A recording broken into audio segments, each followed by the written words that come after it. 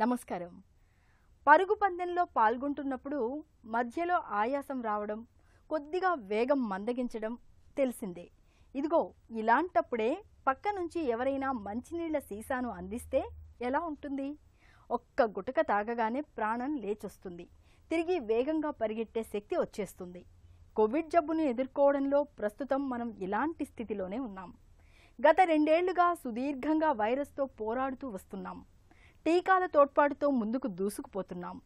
ఇప్పుడు బూస్టర్ టీకాతో మరింత బలం సంతరించుకోవాల్సిన అవసరం ఉంది. ఇప్పటికే 2 టీకాలు తీసుకున్నాం కదా, మరి ఇంకో మోతాదు ఎందుకనే అనుమానం రావచ్చు.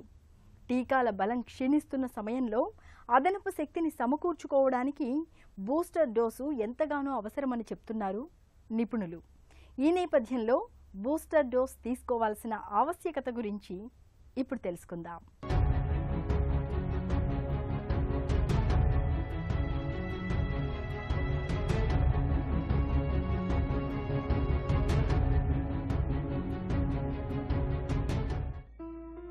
కోవిడ్ వైరస్ నియంత్రణలో టీకాల ప్రాధాన్యం ఎనలేనిది. అనతి కాలంలోనే రూపుదిద్దుకుని అందరికీ అందుబాటులోకి రావడం ఒకెత్తైతే, వీటిని తీసుకున్న వారికి జబ్బు తీవ్రం కాకపోవడం, జబ్బు వచ్చినా త్వరగా తగ్గడం మరో విశేషం. కాకపోతే టీకాలతో పుట్టుకొచ్చిన యాంటీబాడీలు 6 నుంచి 9 నెలల్లోనే తగ్గిపోవడం కలవరాన్ని కలిగిస్తోంది. మరెలా అని మదనపడుతున్న తరుణంలో ప్రభుత్వం ముందు జాగ్రత్త మోతాదుకు అనుమతించడం కొత్త భరోసాను కల్పించింది. బూస్టర్ మోతాదుగా భావిస్తున్న ఇది కోవిడ్ మహమ్మారిని తుదముట్టించేందుకు కొత్త ఆయుధంగా తోడ్పడుతుంది అనడంలో ఎటువంటి సందేహమూ అక్కర్లేదు. ఇతర దేశాల అనుభవాలు చెబుతున్న సత్యం కూడా ఇదే. ఇప్పటికే 2 మోతాదుల టీకాలు తీసుకున్నాం కదా, మరి బూస్టర్ డోసు ఎందుకు అనే అనుమానం రావచ్చు. నిజానికి టీకాల బలం క్షీణిస్తున్న సమయంలో మరింత అదనపు శక్తిని సంతరించుకోవడానికి బూస్టర్ ఎంతగానో తోడ్పడుతుందని చెబుతున్నారు వైద్యులు. మన దేశాన్ని, తర్వాత ప్రపంచమంతటా ప్రజల్ని ఈ కోవిడ్ మహమ్మారి పీడిస్తూ వస్తోంది. అయితే దీనికి మంచి వ్యాక్సిన్ ఉన్నందు మూలాన ఈ కోవిడ్ మహమ్మారిని మనం అరికట్టగలుగుతున్నాం. ఈ వ్యాక్సిన్, జబ్బులకి వ్యాక్సిన్ అన్నది కొత్త విషయం కాదు. ఇదివరకు ఎన్నో జబ్బులకి వ్యాక్సిన్లు కనుక్కున్నారు, వాటిని ప్రయోగించారు. ఆ జబ్బులని పూర్తిగా ప్రపంచం నుంచే వైదొలిగేటట్టుగా చేశారు. కొన్ని జబ్బులని ఉధృతం బాగా తగ్గించగలిగారు. కోవిడ్ రావటం మొదలు అయిన వెంటనే ఒక 6 నెలల్లోనే కోవిడ్ వ్యాక్సిన్ వచ్చేసింది. ఇది కేవలము టెక్నాలజీ, సైంటిఫిక్ అడ్వాన్సెస్ వల్ల జరిగినటువంటి ప్రయాస అన్నమాట. ఈ కోవిడ్ వ్యాక్సిన్ ప్రపంచమంతటా ఇవ్వటం జరిగింది. చాలా మటుకు కోవిడ్ని అరికట్టగలిగాము. అయితే ఫస్ట్ డోసు ఇచ్చారు, 3 నెలలకి డోసు, 2వ డోసు కూడా ఇవ్వాలన్నారు. ఇప్పుడు ఈ 2 డోసులు సరిపోవు, 3వ డోసు కూడా ఇవ్వాలి. దాన్నే బూస్టర్ డోస్ అని అంటున్నారు. సో ఎందుకు ఈ బూస్టర్ డోస్ ఇవ్వాలి అంటే, ఫస్ట్ డోస్ ఇచ్చిన 2 వారాల తర్వాత మనకి శరీరంలో ప్రొటెక్షన్ మొదలవుతుందన్నమాట. ఈ వైరస్ బారి పడకుండా రోగ నిరోధక శక్తి, ఇమ్యూనిటీ పెరుగుతుంది. అది ఫస్ట్ డోస్ ఇచ్చిన 2 వారాల తర్వాత వస్తుంది. ఒక నెలకి 34-35% రావటం, ఒక 4-5 నెలలకి 77% దాకా కూడా ఈ ఇమ్యూనిటీ రావటం, ఆ తర్వాత క్రమేపీ అది తగ్గుతూ పోతుందన్నమాట. సెకండ్ డోస్ ఇచ్చిన తర్వాత కూడా అది మెయింటైన్ అవుతుంది. సెకండ్ డోస్ ఇచ్చిన 5 నెలలకి గమనించింది ఏమిటంటే, ఈ ఇమ్యూనిటీ పవరు దాదాపు 20% పడిపోతుంది. అంటే రోగనిరోధక శక్తి, ఈ వైరస్ బారి పడకుండా ఉండేది, అది 20% పడిపోతుంది. కాబట్టి 5 నెలలు దాటంగానే 3వ డోసు అవసరం అని తేల్చారు. అందుకే ఈ బూస్టర్ డోసు తప్పనిసరిగా తీసుకోవాలి. సాధారణంగా టీకా తీసుకున్నప్పుడు వ్యాధికారకాన్ని ఎదుర్కోవడానికి మన రోగనిరోధక వ్యవస్థ యాంటీబాడీలను పుట్టిస్తుంది. ఇవి వైరస్, బ్యాక్టీరియా వంటి వాటి మీద నేరుగా దాడి చేసి నిర్మూలిస్తుంది. అయితే టీకాలన్నీ ఒకటి కావు. కొన్ని టీకాల ప్రభావం కొద్ది నెలలే ఉండొచ్చు, కొన్నేళ్ల పాటు పనిచేయొచ్చు, కొన్ని జీవితాంతం ప్రభావం చూపించవచ్చు. ఉదాహరణకు హెపటైటిస్ బి టీకా ఒక్కసారి తీసుకుంటే చాలు, జీవితాంతం రక్షణ కల్పిస్తుంది. అదే టెటనస్ టీకా 10 ఏళ్లు మాత్రమే పనిచేస్తుంది. తరువాత దీని ప్రభావం తగ్గుతూ వస్తుంది. అందుకే మళ్లీ అదనపు టీకా తీసుకోవాల్సి వస్తుంది. దీంతో రోగనిరోధక వ్యవస్థ దీనిని ఎదుర్కోవడానికి యథాస్థితికొస్తుంది. పోలియో, ర్యాబిస్ వంటి జబ్బులకు ఇలా బూస్టర్ టీకాలివ్వడం చూస్తూనే ఉన్నాం. కోవిడ్ బూస్టర్ టీకా కూడా ఇలాంటిదే. ఎలాంటి జబ్బులు లేని ఆరోగ్యవంతులకు కోవిడ్ టీకాలతో మంచి రోగనిరోధక శక్తి లభిస్తుంది. అదే రోగనిరోధక శక్తి తక్కువగా ఉండే వృద్ధులకు, స్టిరాయిడ్ మందులు వాడేవారికి, క్యాన్సర్ చికిత్స తీసుకునేవారికి టీకా ఇచ్చినా యాంటీబాడీలు అంతగా పుట్టుకొని రావు. ఇలాంటి వారికి అదనపు మోతాదులు అవసరం. అందుకే చాలా దేశాల్లో ఇప్పటికే కోవిడ్ బూస్టర్ టీకాలివ్వడం మొదలుపెట్టారు. రోగనిరోధక శక్తి తక్కువగా ఉండే 60 ఏళ్లు పైబడ్డవారికి, వైద్య సిబ్బంది, పోలీసులు, పారిశుద్ధ్య కార్మికుల వంటి వారికి ముందుగా బూస్టర్ టీకాలు ఇవ్వనున్నారు. ఈ బూస్టర్ డోసు ఇప్పుడు ఎవరెవరికైతే ఫస్ట్ వ్యాక్సిన్ ఇచ్చామో వాళ్ళందరికీ బూస్టర్ డోసు ఇవ్వాల్సిందే అని centre for disease control Atlanta, Georgia guidelines ప్రకారంగా వాళ్ళు చెప్తున్నారు. ఇప్పుడు 12 సంవత్సరాల పైబడ్డ పిల్లల నుంచి మొదలుకొని పెద్దవాళ్ళు వరకు కూడా ఈ వ్యాక్సినేషన్స్ ఇవ్వచ్చు అన్నారు. కాబట్టి వీళ్ళందరికీ కూడా బూస్టర్ డోసు అవసరం. కానీ ఒక్కొక్క దేశం వాళ్ళ లాజిస్టిక్స్ ప్రకారంగా వాళ్ళ ఈ వ్యాక్సిన్ లభ్యతను బట్టి, తర్వాత ఈ వ్యాక్సిన్ ఇచ్చే కార్యక్రమాలను బట్టి వాళ్ళు నిర్ణయించుకుంటున్నారు.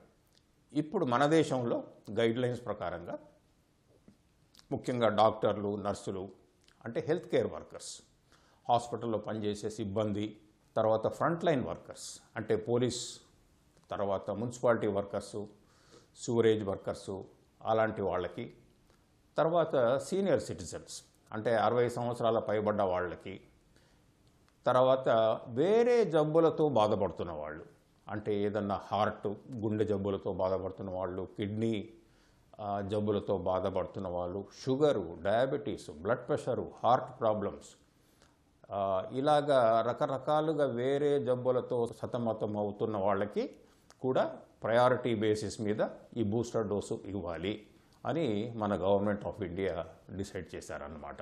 కోవిడ్ టీకాలతో పుట్టుకొచ్చిన యాంటీబాడీల సంఖ్య మన శరీరంలో వేగంగా క్షీణిస్తూ వస్తోంది. అంతేకాదు కోవిడ్ కారక వైరస్ను రోగనిరోధక వ్యవస్థ గుర్తుపెట్టుకునే సామర్థ్యము తగ్గుతోంది. చాలా మందిలో, ముఖ్యంగా వృద్ధుల్లో ఇలాంటి ధోరణి ప్రస్ఫుటంగా కనిపిస్తున్నట్లు ప్రపంచవ్యాప్తంగా నిర్వహించిన అధ్యయనాలు చెప్తున్నాయి. ఈ నేపథ్యంలో బూస్టర్ డోసును తీసుకోవాల్సిన అవసరం పెరుగుతోంది. బూస్టర్ డోస్ టీకా ఆవశ్యకత గురించిన మరిన్ని వివరాలను ఇప్పుడు తెలుసుకుందాం.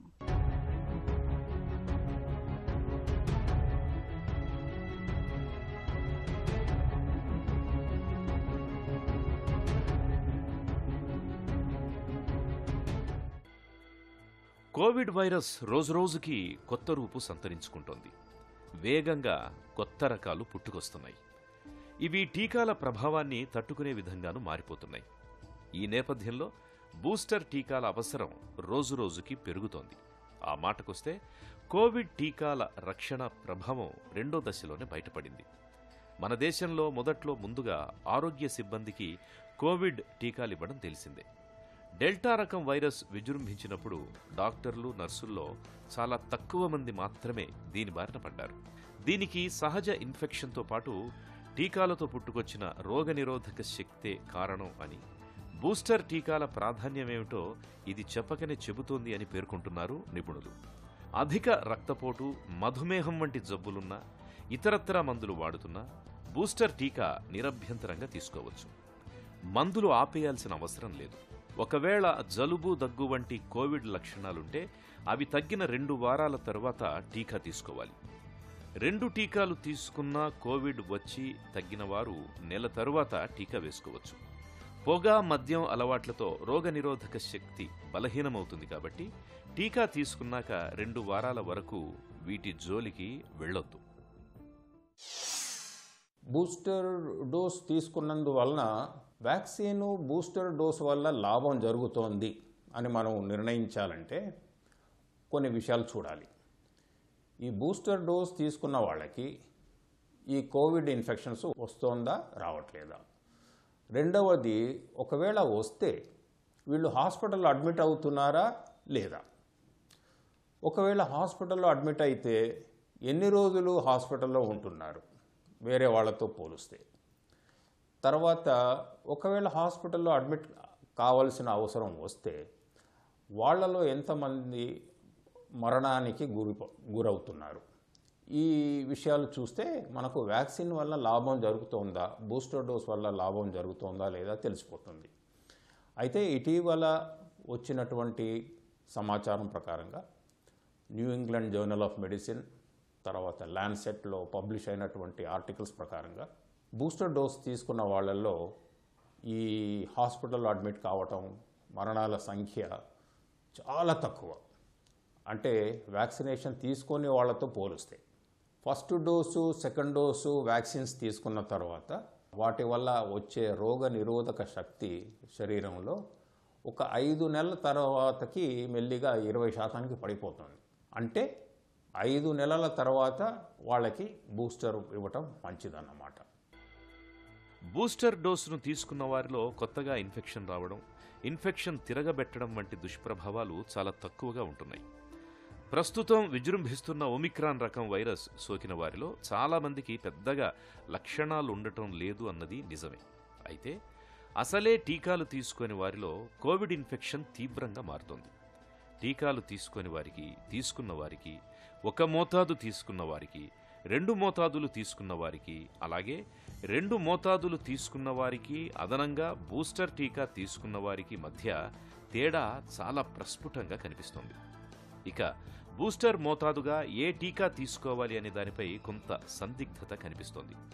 కోవిషీల్డ్ వేసుకున్నవారు కోవాక్సిన్, కోవాక్సిన్ వేసుకున్నవారు కోవిషీల్డ్ తీసుకోవడం సురక్షితమేనని, దీంతో వైరస్ రకాలకు మరింత రక్షణ లభిస్తున్నట్లు భారత వైద్య పరిశోధనా మండలి ఆధ్వర్యంలో పనిచేసే నేషనల్ ఇన్స్టిట్యూట్ ఆఫ్ వైరాలజీ నిర్వహించిన అధ్యయనం సూచిస్తోంది. బూస్టర్ వ్యాక్సిన్ ఏ వ్యాక్సిన్ తీసుకుంటే బాగుంటుంది అన్నదే ప్రశ్న. మొట్టమొదట తీసుకున్న వ్యాక్సిన్స్ కాకుండా బూస్టరు వేరే రకం వ్యాక్సిన్ తీసుకుంటే దానివల్ల యాంటీబాడీస్ యొక్క ప్రొడక్షన్ చాలా బాగుంటుందని వచ్చింది. కానీ ఇవి పెద్ద పెద్ద ప్రయోగాలు కావు, కొంతమంది మీద చేసినవి అన్నమాట. దీన్నే మిక్స్ అండ్ మ్యాచ్ వ్యాక్సిన్స్ అని అంటారు. అయితే వేరే దేశాలలో వాళ్ళకి అనుగుణంగా వాళ్ళు సరే మీరు ఏ వ్యాక్సిన్ తీసుకున్నా పర్వాలేదు, ఇదివరకు ఫైజర్ తీసుకుంటే ఇప్పుడు మోడర్నా తీసుకోండి అని అంటున్నారు. కానీ మన దేశంలో మాత్రం ఇదివరకు మీరు ఏ వ్యాక్సిన్ తీసుకున్నారో అదే వ్యాక్సిన్ బూస్టర్ డోస్ కింద తీసుకోవాలి అని అంటున్నారు. అంటే ఇదివరకు మీరు కోవిషీల్డ్ వ్యాక్సిన్ తీసుకుంటే ఈ 3rd డోస్ బూస్టర్ డోస్ కూడా కోవిషీల్డే తీసుకోవాలి. ఇదివరకు కోవాక్సిన్ తీసుకుంటే ఈ 3rd డోస్ బూస్టర్ డోస్ కూడా కోవాక్సినే ఉండాలి అని మన గవర్నమెంట్ ఆఫ్ ఇండియాలో గైడ్లైన్స్ ప్రకారంగా చెప్తున్నారు. ఇది కొంతవరకు లాజిస్టిక్స్ ప్రకారంగా సులభంగా ఉంటుంది, కన్ఫ్యూజన్ లేకుండా ఉంటుందని అన్న ఉద్దేశంతో ఈ గైడ్లైన్స్ వచ్చింది. రీసెర్చ్ పరంగా ఈ వ్యాక్సిన్స్ అతి తక్కువ సమయంలో తయారు చేయడం జరిగింది. దాదాపు 40-50 దాకా కూడా వ్యాక్సిన్స్ రెడీగా ఉన్నాయి. అయితే వీటిల్లో ఒక 10-12 వ్యాక్సిన్స్ చాలా వాడుకలో ఉన్నాయి. అయితే ఈ వ్యాక్సిన్స్ మొట్టమొదట వచ్చినటువంటి వైరస్కి సంబంధించిన వ్యాక్సిన్స్ అన్నమాట. ఆ తర్వాత ఈ వైరస్ తనను తాను మార్చుకుంటూ వస్తుంది. దీన్నే మ్యూటేషన్స్ అని అంటారు. దాదాపు 12,000 మార్పులు జరిగినాయి మొట్టమొదట వచ్చిన వైరస్కును ఇప్పుడున్న వైరస్ పోలిస్తే 12,000 మార్పులు. అయితే మొదటి నుంచి ఇప్పటి వరకు జరిగిన మార్పుల ప్రకారంగా చూసుకుంటే మన దగ్గర ఉన్న వ్యాక్సిన్ దాదాపు అన్ని వెరైటీస్ అన్ని వేరియంట్స్కి కూడా పనికొస్తుంది అని తేలింది. అయితే కొత్తగా వచ్చినటువంటి ఈ ఓమైక్రాన్ మీద కూడా ఈ వ్యాక్సిన్ యొక్క ప్రభావం ఉన్నది. ఇదివరకు డెల్టా వైరస్లో 8-9 రోజులు ఉండేవారు. ఇప్పుడు ఈ ఓమైక్రాన్తో 4 రోజుల కంటే ఎక్కువ ఉండట్లేదు. తర్వాత ఆక్సిజన్ అవసరం కూడా వీళ్ళకి తక్కువ. తర్వాత వీళ్ళల్లో మరణ సంఖ్య శాతం కనుక చూస్తే డెల్టాతో చాలా హైగా ఉండేది, చాలా ఎక్కువగా ఉండేది. ఓమైక్రాన్లో చాలా తక్కువ, 1% కూడా లేదు. ఇది ముఖ్యంగా వ్యాక్సినేషన్ తీసుకున్న వాళ్ళల్లో గమనించిన విషయాలన్నమాట. కోవిడ్ 2 టీకాలను తీసుకున్న తర్వాత పుట్టుకొచ్చిన యాంటీబాడీలు మనలో చాలా మందిలో 6 నుంచి 9 నెలల వరకే ఉంటున్నాయి. ఈ నేపథ్యంలో బూస్టర్ టీకాను రెండో టీకా తీసుకున్న 6 నెలల తర్వాత తీసుకుంటే మంచి ఫలితం ఉంటుందని చెప్తున్నారు నిపుణులు. బూస్టర్ డోస్ టీకా ఆవశ్యకత గురించిన మరిన్ని వివరాలను ఇప్పుడు తెలుసుకుందాం.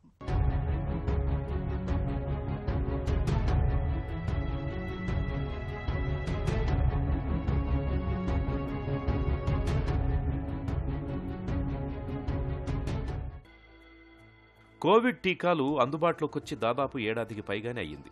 ఎప్పుడో కోవిడ్ ఆరంభంలో వైరస్ స్పైక్స్లో ప్రోటీన్లను దృష్టిలో ఉంచుకొని తయారు చేసిన ఆ టీకాలు ఇప్పటి వేరియంట్లపై పనిచేస్తాయా, వైరస్లో అనూహ్యమైన మ్యుటేషన్లు చోటు చేసుకున్నాయి కదా అనే అనుమానాలు మనలో చాలా మందిలోనే ఉన్నాయి.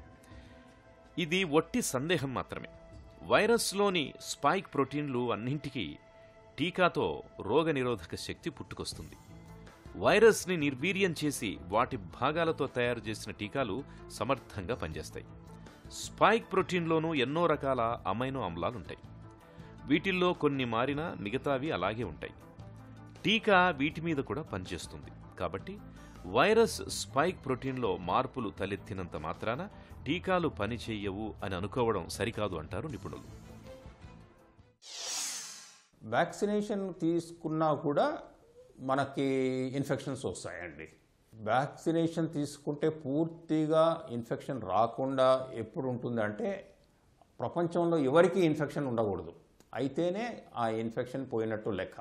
అయితే ఇప్పుడు ఒక 1000 మంది జనాభాను తీసుకున్నారనుకోండి, 1000 మందిలో 950 మందికి వ్యాక్సినేషన్ అయిపోయింది, ఒక 50 మందికి వ్యాక్సిన్స్ కాలేదు అంటే వాళ్ళకి ఇంకా ఆ ముప్పు పొంచి ఉన్నట్టు లెక్క. అందుకనేసి ఎవరు ఈ 50 మంది వ్యాక్సిన్ తీసుకొని వాళ్ళు మనకు తెలియదు. మనం రేపు పొద్దున మార్కెట్లో వెళ్ళినా, ఒక సూపర్ బజార్కి వెళ్ళినా, ఒక సినిమా హాల్కి వెళ్ళినా, కూరగాయల దుకాణానికి వెళ్ళినా, లేకపోతే ఒక డిన్నర్, పంక్తి భోజనాలు, పెళ్ళిళ్ళు, పేరంటాలు అలాగా వెళ్ళినా దాంట్లో కొంతమంది వ్యాక్సినేషన్ తీసుకొని వాళ్ళు ఉండొచ్చు, వాళ్ళకి ఇన్ఫెక్షన్ వచ్చి ఉండొచ్చు. సో అలాంటి వాళ్ళతో మనకి ఆ హాని పొంచి ఉన్నది. కాబట్టి మనము వ్యాక్సినేషన్ తీసుకున్నప్పటికీ కూడా ఈ సోషల్ డిస్టెన్సింగు, తర్వాత మాస్క్ పెట్టుకోవడం, ఇవన్నీ కంపల్సరీగా పాటించాలి. ఇప్పటిదాకా వచ్చిన ఇన్ఫర్మేషన్ ప్రకారంగా పిల్లలలో ఇన్ఫెక్షన్స్ వస్తున్నాయి, కానీ వాళ్ళలో రోగం యొక్క సివియరిటీ చాలా తక్కువ అని తెలుస్తోంది. హాస్పిటల్ అడ్మిట్ కావడం కానీ, మరణ సంఖ్య కానీ చాలా తక్కువ. ఇది ముఖ్యంగా సీనియర్ సిటిజన్లో ఎక్కువగా ఉంటుంది. తర్వాత కోమార్బిడిటీస్ అంటే ఈ diabetes, sugar, BP, heart problem, kidney problems ఉన్న వాళ్ళలో ఇది ఎక్కువగా ఉంటుంది. కాబట్టి ఈ బూస్టర్ డోసు వాళ్ళకి మొట్టమొదట ఇవ్వాలి అన్న ఒక నిర్ణయం తీసుకోవడం జరిగిందన్నమాట. పెద్దవాళ్లలో కనుక మనము ఇన్ఫెక్షన్ని ఆపగలిగితే వాళ్ళ నుంచి పిల్లలకు వచ్చే అవకాశాలు తక్కువ. కాబట్టి పిల్లలలో ఉధృతం కూడా తక్కువ. కాబట్టి పిల్లలకు వ్యాక్సినేషన్ ఇవ్వటం అన్నది కూడా జరుగుతుంది, కానీ ముందు పెద్దవాళ్ళకి అయిన తర్వాత పిల్లలకి. ఇంతవరకు కోవిడ్ టీకాలు తీసుకుని వారిలో చాలామందికి ఇన్ఫెక్షన్ తీవ్రమై పరిస్థితి విషమిస్తోంది. అత్యవసర చికిత్సా విభాగంలో చేర్చి ఆక్సిజన్ ఇవ్వాల్సి వస్తోంది. కొందరు చనిపోతున్నారు కూడా. కోవిడ్ టీకాను ఒక మోతాదు తీసుకున్న వారిలో ఇన్ఫెక్షన్ తీవ్రంగా వస్తోంది. వీరిని ఆసుపత్రిలో చేర్చాల్సిన అవసరం ఏర్పడుతోంది. బయట నుంచి ఆక్సిజన్ అందించాల్సి వస్తోంది. 2 మోతాదులు తీసుకున్న వారిలో చాలామందికి ఆసుపత్రిలో చేరాల్సిన అవసరం తప్పుతోంది. బయట నుంచి ఆక్సిజన్ ఇవ్వాల్సిన అవసరమూ ఉండడం లేదు. మరణాలు సంభవించడం లేదు. అదే బూస్టర్ టీకా తీసుకున్నవారు కోవిడ్ బారిన పడ్డా చాలామందిలో ఎలాంటి లక్షణాలు కనిపించడం లేదు. ఒకవేళ లక్షణాలు కనిపించినా ఒక మాదిరిగానే ఉంటున్నాయి. మామూలు జలుబు మాదిరిగానే ఉంటోంది. ఒకప్పట్ల తీవ్రం కావడం లేదు. ఇవన్నీ బూస్టర్ టీకా ప్రయోజనాల్ని గట్టిగా నొక్కి చెబుతున్నాయి. కాబట్టి బూస్టర్ టీకాను తీసుకోవడం మనకు ఉపయోగకరమే. బూస్టర్ తీసుకున్న తర్వాత ఇన్ఫెక్షన్ రాకూడదనేమీ లేదు. అయితే ఇన్ఫెక్షన్ వచ్చినా తీవ్రం కాకపోవచ్చు. ఆసుపత్రిలో చేరాల్సినంత తీవ్రంగా జబ్బు మారదు. దాదాపు మరణాలు ఉండవనే చెప్పుకోవచ్చు. అలాగని విచ్చలవిడిగా తిరగడం తగదు. బూస్టర్ తీసుకున్న వారిలో లక్షణాలు కనిపించకపోయినా వారి నుంచి ఇతరులకు వైరస్ వ్యాపించవచ్చు. కాబట్టి మాస్కును ధరించడం, ఇతరులకు దూరంగా ఉండటం, సబ్బుతో చేతుల్ని కడుక్కోవడం వంటి జాగ్రత్తల్ని తప్పనిసరిగా పాటించాలి. సుఖీభవ కార్యక్రమానికి సంబంధించిన మీ విలువైన సూచనలు, సలహాలను వెంటనే మాకు రాయండి. మా చిరునామా Sukhibhava, ETV, Ramoji film city, Hyderabad 501512 లేదా sukhibhava@etv.co.in కు ఈమెయిల్ చేయండి.